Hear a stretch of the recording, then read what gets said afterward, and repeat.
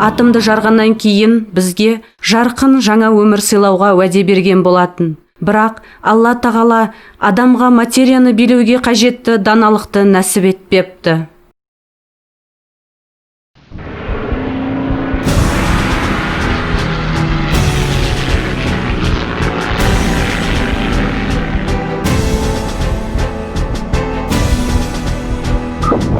Хиросима.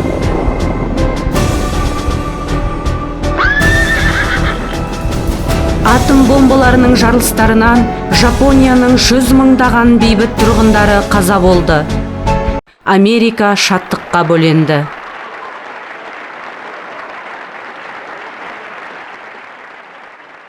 1945 жылғы 8 қарашадағы номері 1518 шешімге сәйкес ақш штабының басшылар комитеті атом бомбаларын тастауға бағытталған Кеңес одағының 20 қаласын атады.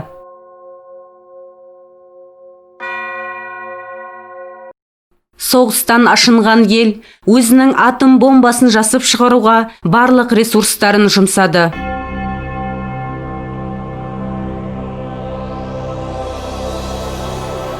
Осы адамдардың мойнына зор жауапкершілік жүктелді. Адамдарды сүюмен қатар, айуандық құрылғыларды жою мақсатында оларды жасап шығаруға мәжбүр болды.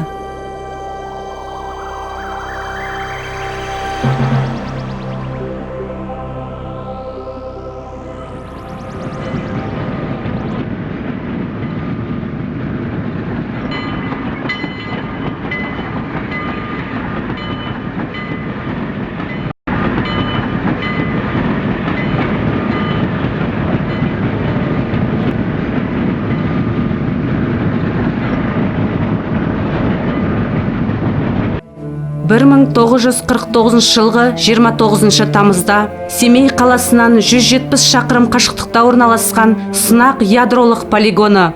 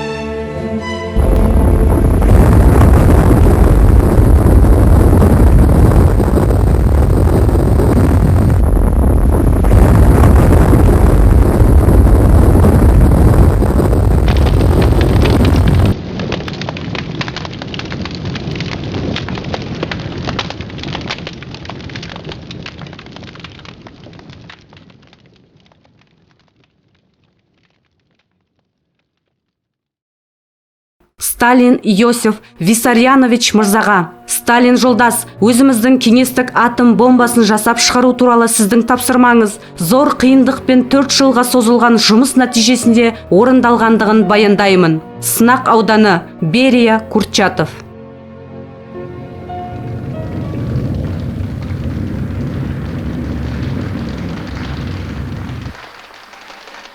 Советские атомники по заданию партий и правительства много лет. Кеңес атомшылары партияның және үкіметтің тапсырмасы бойынша көп жылдар бойы атом және сутекті қару-жарақты құру және жетілдіру бойынша табанды және шексіз беріліп еңбек етті. Себебі мемлекетке қауіп төнгенін түсінген болатын. Және мұндай қару болмаған жағдайда біздің керемет отанымызды тізе бүктірер күштің табылатынын есте нық ұстады.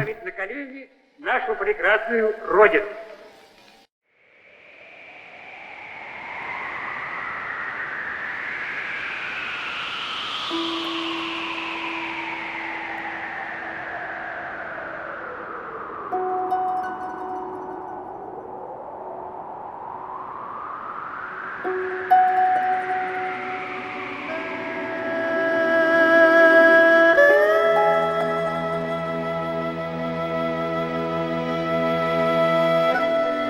Мұнда бөтен планета секілді санаға сыймайтын зұлымдық және біздің ғасырдың қайғысы сезілді.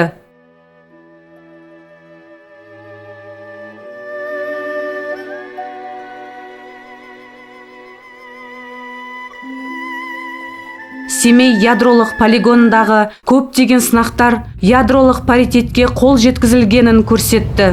Одан әрі жарысу, бұл шексіз жүгіру, бұл тығырық. Совет одағында 40 жыл сынақ жүргізу ішінде ядролық арсеналдың мөлшері жинақталды. Бұл үшін бүкіл солтүстік Американы жою үшін 3-4% жеткілікті еді. Прекратить совсем испытания мы сейчас не можем.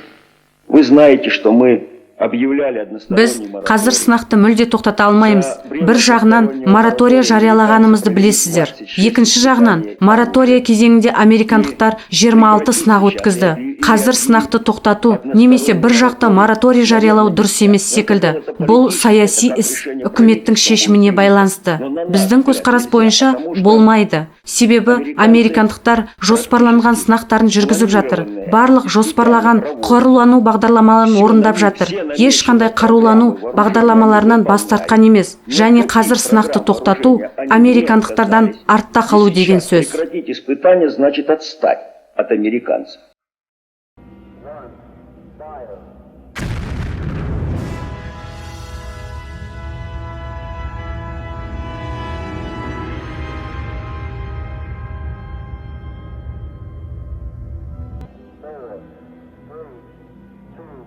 Ну, отвечу сначала на первые два американских аргумента. Они одновременно и наши. Айналып келгенде кесірлі шеңбер туындайды. Біз ядролық сынақтарды тоқтатпаймыз. Себебі біз американдықтардан қалыс қаламыз ба деп, ал американдықтар бізден артта қаламыз ба деп қорқады. Алдымен Американың екі дәлеліне тоқталып өтейін. Ол біздің де дәлелдеме. Олардың ойынша ядролық қару-жарақ бар болғаннан кейін, ол толығымен әскери дайын болуы тиіс. Оның ешқандай мағынасы жоқ. Біз оны тексеруіміз қажет. Ал оларды ядролық сынақтардың көмегімен ғана тексеруге болады. Бұл өзінің соңғы жалған дәлелдемесі. Біз қарсыластың ракетаға қарсы қорғанысынан туындайтын зиянды факторлардың әсер етуімен шынайы ядролық жарылысты тудырмай, соңғы айтылған ядролық жарылыстың өзінен басқа барлық жүйелерді іске қосып, ядролық қаруды сақтаумен байланысты барлық жағдайларды тексере аламыз. За исключением этого последнего момента ядерного взрыва.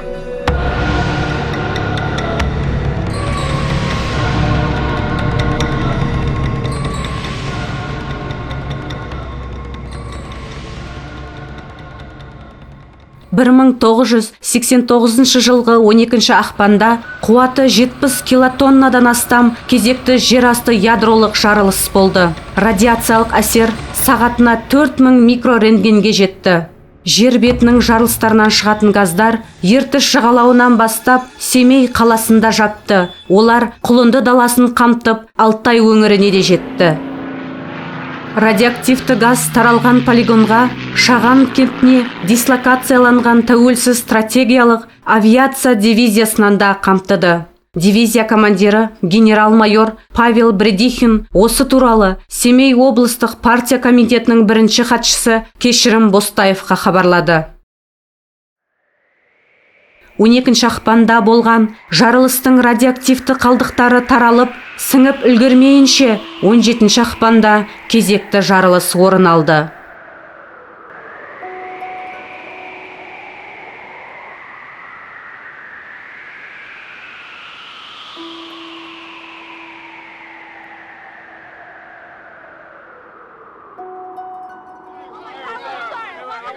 Облыстық партия комитетінің бірінші хатшысы Кешірім Бостаевтың сауалына полигон командасы жер бетіне газдың шығуына үзілді-кесілді қарсы болды.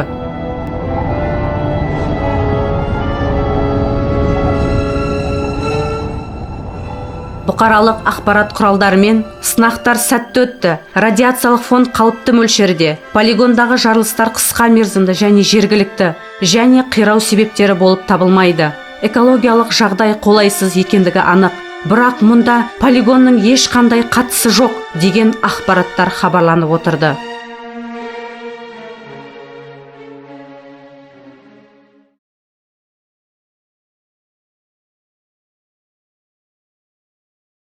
В первое время, естественно, Алғашқы уақытта біз отанның ядролық қалқаны жасырынған ядролық полигонды мақтан еттік, бірақ қоғамдық пікір бұл оқиғадан бас озды. Әртүрлі талқылаулар басталды. Адамдар әртүрлі белгісіз аурулармен ауыра бастады. Біз осының бәріне кедергі болуға мәжбүр болдық. 1989 жылы мен Қазақстанның облыстық партия комитетінің жалпы бөлім меңгерушісі болдым.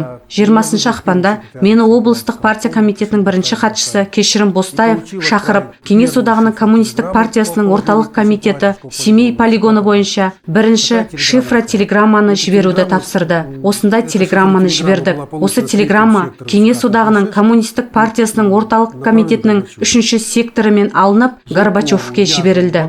Горбачев проблеманы шешуіңізді сұраймын деп Зайковқа, Язовқа, Баклановқа жіберді. Осы туралы маған Кеңес одағының коммунистік партиясының орталық комитетінің 3-ші секторының меңгерушісі Попов Анатолий Иванович хабарлады. Одан әрі менің алдымда тұрған мәселе осы шифра телеграмманың кімге түскендігін, онымен кім қалай жұмыс істейтіндігін қадағалау және Кешірім Бостаевқа осыны жедел хабарлау болды.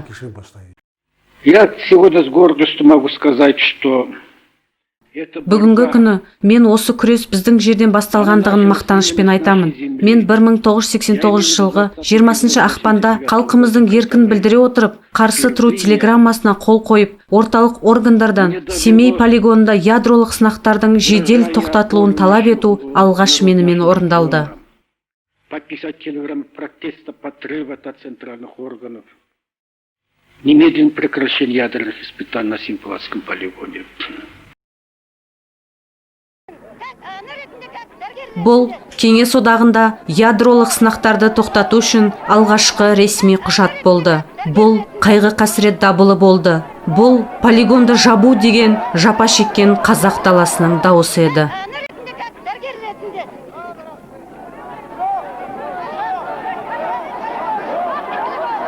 28 ақпанда бас хатшы Михаил Горбачевтың тапсырмасы бойынша Қазақстанға Семей полигонындағы жағдайды зерттеу үшін үкіметтік комиссия келді. Когда сейчас говорят партийно-советские органы не Қазіргі күні полигонның жабылуына партиялық кеңестік органдар қатыспады дегенге мен үзілді-кесілді қарсымын. Себебі сол оқиғалардың куәгер ретінде ол уақытта мен делегацияны қарсы алу, Невада, Семей және басқа шетелдік журналистерді әуежайдан күтіп алу, автобустарды ұйымдастыру, қонақ үйлерге жайғастыру, оларды Абай ауданына шығарып салу, жоғары оқу орындарының, кәсіпорындардың, совхоздар мен колхоздардың біріншілік партия ұйымдары бойынша митинг өткізуге рұқсат қағаздарды әзірлеу, лозунгтар мен плакаттарды, мәтіндерді әзірлеу сияқты қара жұмыспен айналыстым. Абай ауданында Олжас Сүлейменовтың қатысуымен үлкен жиналыс өткіздік. на митинге должны были участвовать. Я буквально разрабатывал лозунги и плакаты. Біз 20 ғасыр адам санасының толық жеңісімен аяқталса дейміз. Және өзіміздің митингтерде алып күш ретінде саналған осы ақылдылыққа барлығын шақырамыз. Мы взываем на наших митингах. Еңбек ұжымдарының, үкіметтік комиссия өкілдерімен және әскери тұлғаларымен кездесулерде қайғы қасірет дабылы, жан айқайы мен үміт дауыстары естілді. Облыстық партия комитетінің бюро мүшелері ашық әрі дәлелдермен сөз сөйледі. Барлығы да өздерін қауіпке тікті, әсіресе Бостаев. Но будем так максимальную концентрацию осуществить наших усилий. Ответы на все ваши вопросы и требования даст вам правительство в ближайшее время, обещали главы делегаций. Облыстық партия комитетінің бірінші хатшысы Бостаев полигонда бірнеше рет болған еді. Ол өмірін осындағы жұмысқа шарп еткен адамдардың жанын түсінетін. Полигонда ядролық қарумен қатар адамдарда адами қасиетке, төзімділікке, еңбек сүйгіштікке сыналды. Курчатовта олардың тағдыры өзгерді.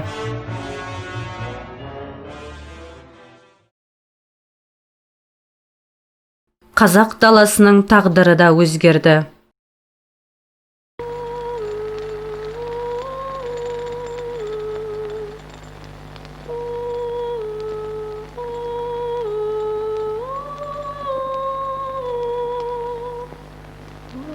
Қазір жасым 69 жасқа келдім.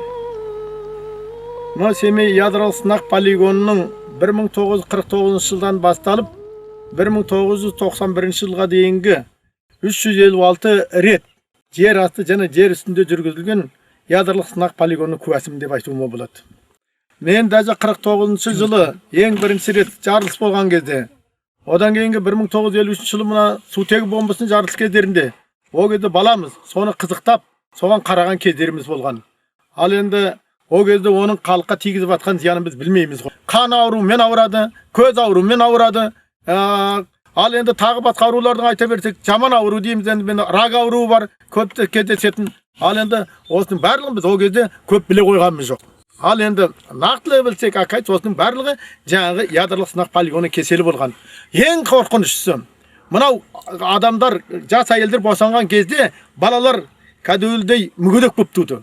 Кейбіреуінің аяқ қолы жоқ. Кейбіреуінің тағы да мүшелерінің кемтігі бар. Жас әйелдер босанудан қорқатын болды. Өйткені босанатын болса, ол мүгедек бала табатын болды. Мүгедек бала кімге керек? Оның үстіне мынау жас жаңа ғана міне мектепті бітірген, болмаса мектепте оқып жүрген жас балалар уже өзіне асылып өлу жағдайы көбейді. Мен кәсіпқой маман ретінде қазіргі уақытта заманауи сынақ әдістерінің көмегімен сынақтарды жүргізу кезінде радиациялық жағынан полигон зиянсыз деп айтар едім. Моя работа на полигоне началась с 1953 года под руководством Бурназяна Аветика Игнатьевича. Менің полигондағы жұмысым 1953 жылы Бурназятик Игнатьевичтің басшылығымен басталды. КСРО денсаулық сақтау министрінің орынбасары 1953 жылы бізді ұшақпен полигонға алып келіп, тамыз айында сутек бомбасының сынақтары жүргізілетін полигон айналасында орналасқан елді мекен тұрғындарын тексересіздер деді. Біз халық арасында қалқанша безінің ұлғаюы, жүрек қан тамыр аурулары, жара аурулары, энтерит ауруларының кеңінен таралғандығын анықтап бақыладық. Әйелдерде көкірек бездерінің өзгерістері анықталды. Одан ары бұл аурулар ісік, рак ауруларына ұласты. У всего населения, как правило, мы отмечали увеличение щитовидной железы. Бостаевтың «Қайнар синдромы» кітабынан. Семей облысындағы жұмысымның 3-ші күнінен бастап мен денсаулық сақтау саласының материалдық базасының жағдайына терең үңіле бастадым. Себебі осыншама ядролық сынақтардан зардап шегіп жатқан Семей халыққа медициналық қызмет көрсетудің жоғары материалдық базасына ие болу керек деген сенімде болдым. Мне посчастливилось Маған Кешірім Бостаевичтің басшылығында қызмет етуге нәсіп етті. Мен ол уақытта жас дәрігермін, жас басшы болатынмын. Кешірім Бостаевич менің түсінігім бойынша бүгінгі күні объективті бағалауға келмейтін, сол кезеңдегі басшылардың өкілі болатын. Олар коммунистік ұғымдағы адамдар үшін, халық үшін еңбек еткен адал, парасатты адамдар болатын. Мен үшін Кешірім Бостаевичтің шетелде шоттары, өзінен кейін қалған зәулім үйлері бар дегенге сену өте қиын. Жоқ, бұл басқа буын болатын. Және ең бастысы олар бізді осылай тәрбиелейтін. Және біз өзіміздің өмірімізді осы жұмысқа шарп еттік. Мы посвящали свою жизнь вот этой работе.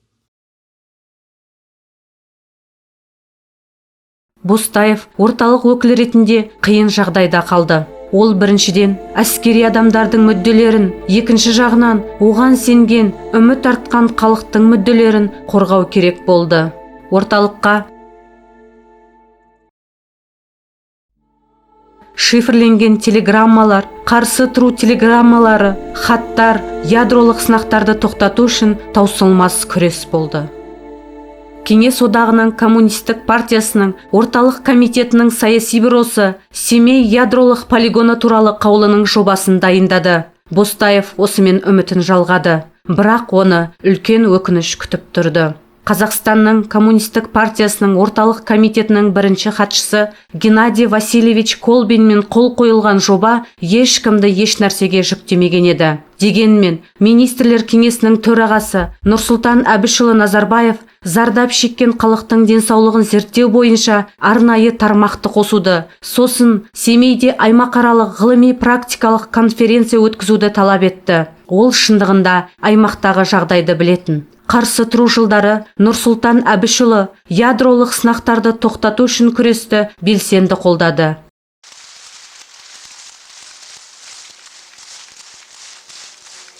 Елде демократия және жариялық күші өрши бастады. Біздің қоғам жаңарған құқықтық мемлекетті құру лозунгымен аяқ басты.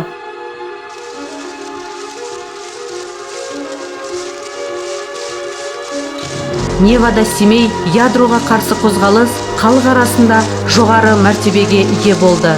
Қоғамның қарсы тұруы көршілес Қарағанды, Павлодар облыстарын және басқа да аймақтарды қамтыды. Біздің талап Қазақстанда атом полигондарын жабу.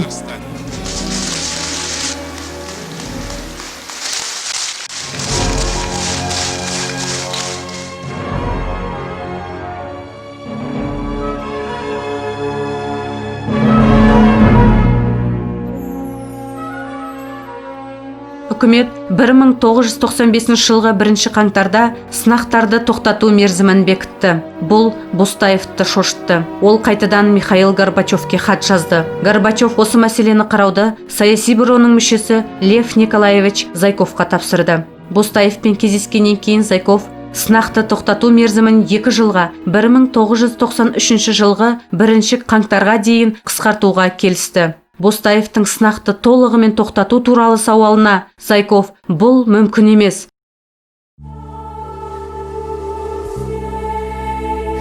ақш сынақтарды қарқында жүргізіп жатыр. Біз олардан қалыс қала алмаймыз деп жауап берді.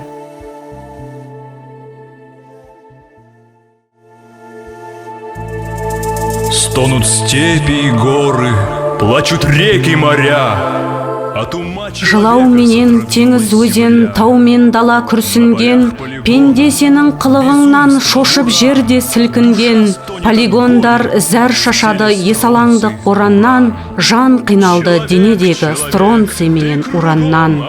Көру арман жұлдыздарға, жер ананың гүлдерін, жасыл орман түрлендірген тақыр менен шөлдерін, қайғы шашқан қан төгістер тоқталып, адамдардың бақыт құшқан мейірімді үндерін. Звезды с надеждой на планету Земля. Ну когда же в пустынях зашумят тополя? И когда перестанет литься на землю кровь? И умоет планету людская любовь. Человек, человек, ты кругом оглянись, ты с землею и небом повинись, повинись. Пусть всегда голубеет небесная высь, и земля зеленеет, повинись, повинись. Человек, человек, ты кругом оглянись, ты с землею и небом повинись, повинись. Пусть всегда голубеет небесная высь, и земля зеленеет, повинись, повинись, повинись.